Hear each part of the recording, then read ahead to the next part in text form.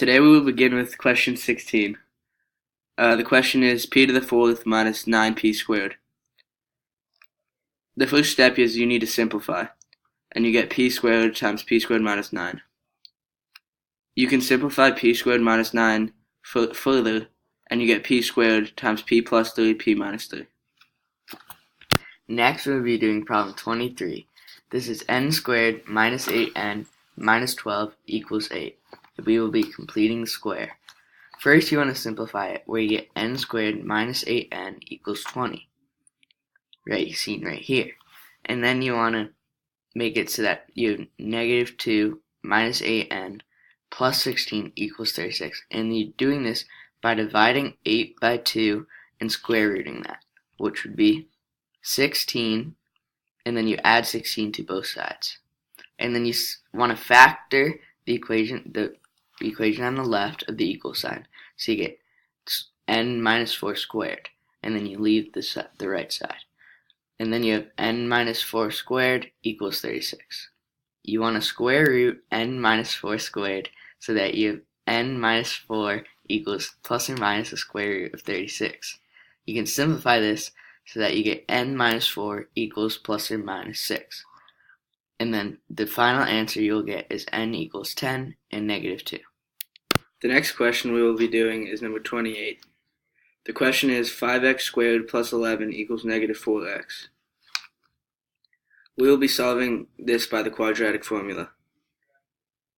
The first thing you want to do is add 4x and put it to the left side. The next thing you want to do is instead of having 5x squared plus 11x plus 4x, you want to change it to 5x squared plus 4x plus 11. The quadratic formula is negative b plus or minus b squared minus 4ac over 2a.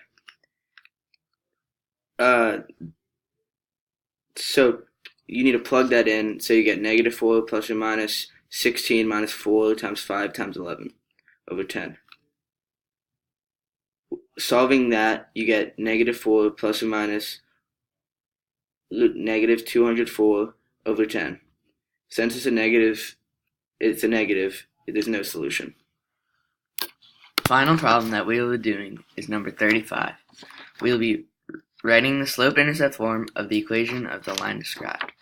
We have to find the equation of the line described through negative 4, 0, and is parallel to y equals negative 1/2 x minus 3.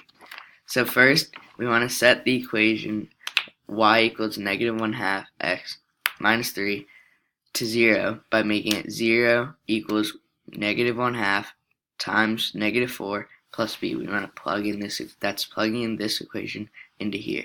And then you'll solve this to get negative 2 equals b. And then your equation for a parallel line to y equals 1/2 x minus 3 would be y equals negative 1/2 x minus 2.